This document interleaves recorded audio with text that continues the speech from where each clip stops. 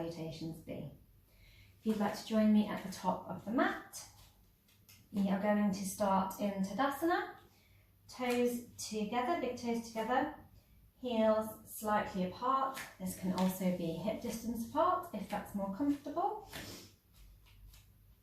We are grounding down through all four corners of the feet, engaging the quadriceps, engaging the glutes, tucking in that tailbone, rolling the shoulders back down the spine, hands facing in front of the mat, standing nice and tall.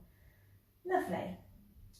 We're now going to raise our arms overhead, shoulder distance apart, and slowly sit back into an imaginary chair, squeezing through those quadriceps, squeezing the knees slightly together. If this is not quite comfortable, we can go slightly hip distance apart and put a block between the knees. I'll just show you that, so that we come down into our seat like so. I'll show you that from the side as well. We keep that tailbone nicely tucked so that our bums aren't sticking out like this. Want a nice straight spine. Lovely.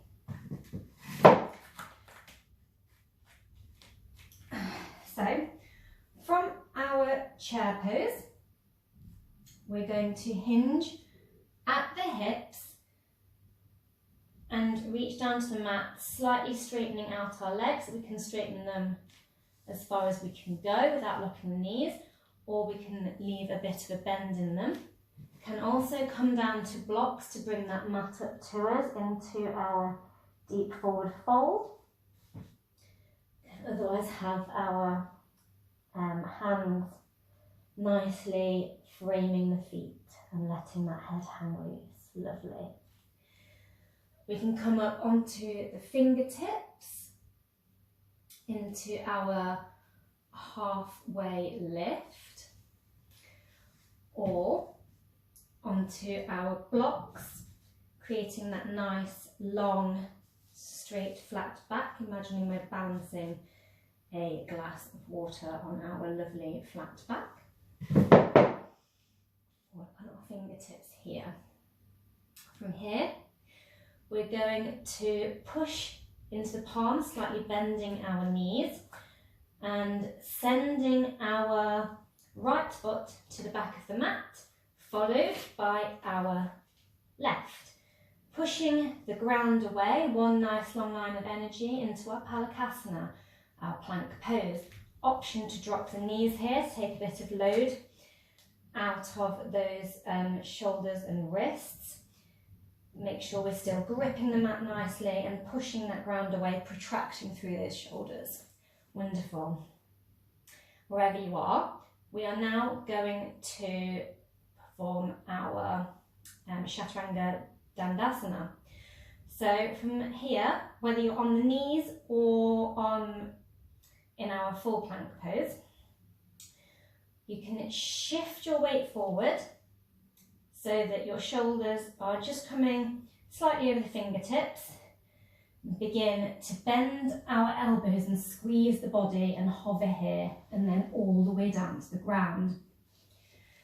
Now, we can do that on the knees to take a little bit of the load off, or if you feel that your weight is coming down too quickly to the mat, or you are sinking slightly in the shoulders on your way down, we can come down instead onto our blocks.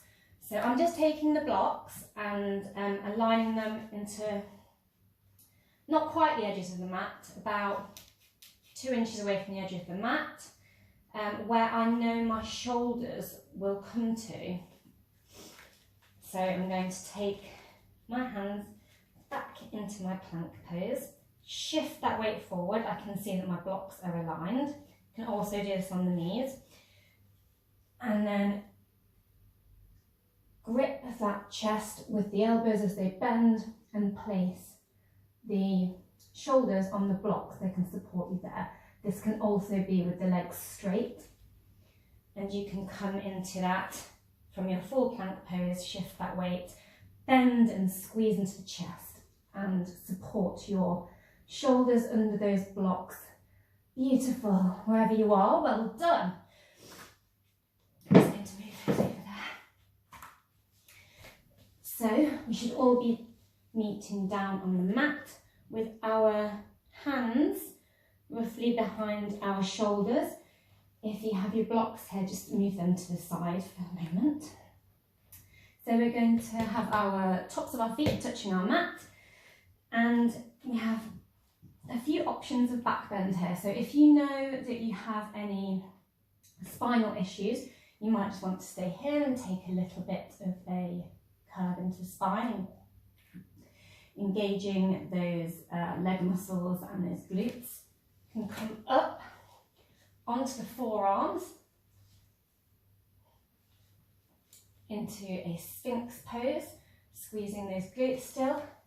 If you would like a bit more of a back bend, you can come up, pushing through those palms, slight bend in the elbows, engaging those glutes into our cobra, gazes forward.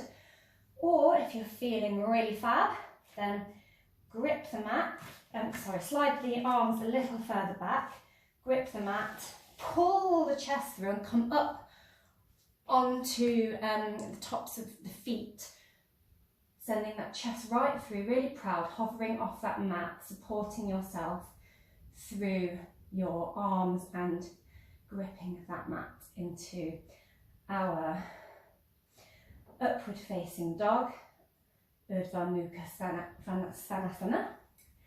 From here, we're going to roll up on our toes and send our hips up to the sky. So rolling back until our feet they don't have to be flat to the mat, they can be a slight bend, but on your toes or flat to the mat.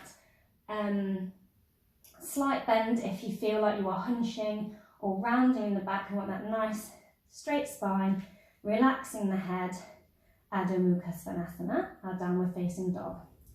From here, we are going to lift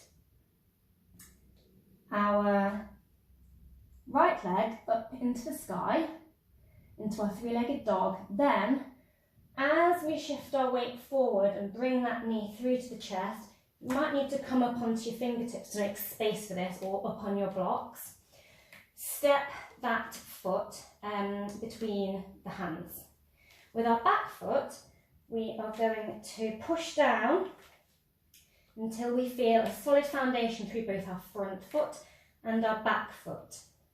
We want our heel aligned with probably the instep, and then when you feel really strong through those legs, nice bent near the front, stacked over the ankle, so that our knee isn't overshooting and overstretching.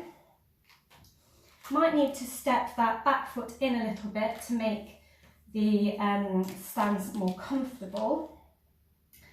Squaring those hips to the front of the mat. If that is not comfortable for you, then you can raise the back foot onto the tiptoes and take the arms up into a high lunge. If you are comfortable with this back foot where it is, you can raise your arms here and come into our warrior one. Lovely. Hands can remain on the hips if that's more comfortable.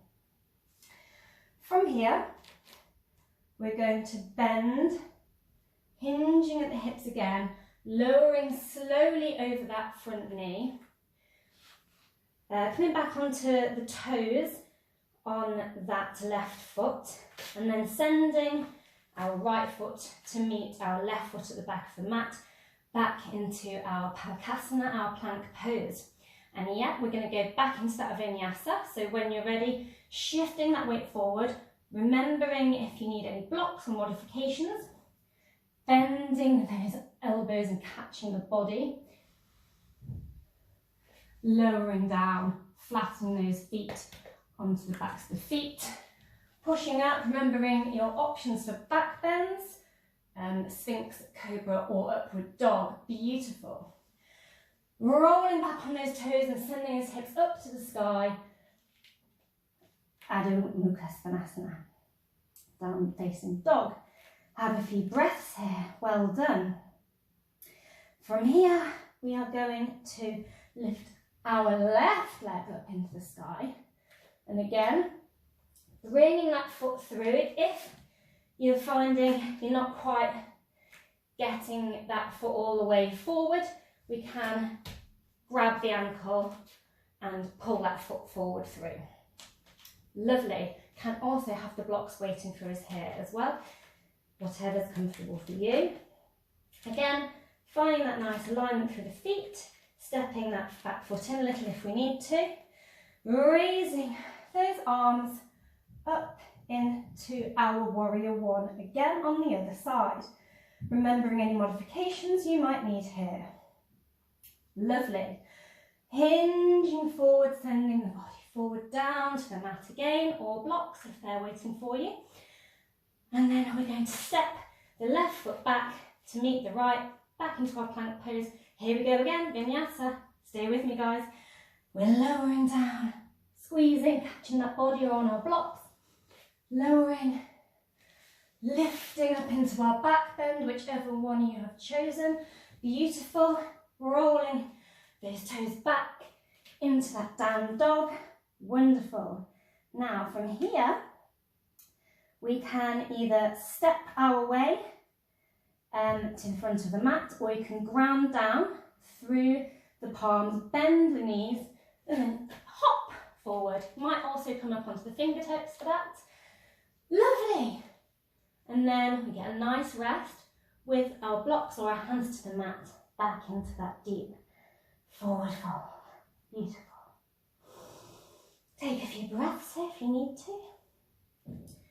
Then lifting back up onto those fingertips, looking forward, that nice straight back, bending in those knees, and lifting the arms up. We're sitting back in our chair pose. Well done. Remember to keep that tail tucked if you need the block between the legs. And then all the way up to mountain pose. Keeping those glutes engaged, grounding through all corners of the feet, shoulders rolled back. Beautiful. And that is our Sun Salutations B. Thank you for joining me.